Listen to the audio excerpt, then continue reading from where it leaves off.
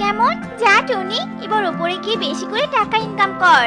মা টুকি, আমরা কি তবে মারা যাইনি? কোন বনে চলে এলাম? এই বনে তো শুধু ডাব আর ডাব।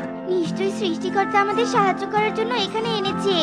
হ্যাঁ মা, তাহলে আমরা এখান থেকে কিছু ডাব পেড়ে বাড়িতে নিয়ে যাই। আর গরমেতেও তো বনের সাপে ডাবের পানি খেতে খুব পছন্দ করে। আমি বনে ডাবের পানি বিক্রি করব, আর তুমি নদীতে মাছ ধরে বিক্রি করবে।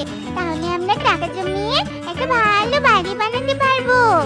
মারে, তুই ছোট হয়ে এত বুদ্ধি কোথায় পাস রে? আচ্ছা ঠিক আছে, চল ডাবগুলো পেরে নিয়ে যাই। কিন্তু তার আগে আমাদের নৌকার ছিদ্রটা বন্ধ করতে হবে।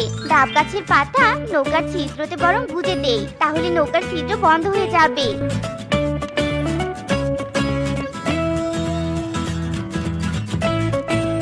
কি কাকুলি, টুনিরা তো মরেনি, আরো নৌকায় করে ডাব নিয়ে আসছে। হ্যাঁ সত্যি তো,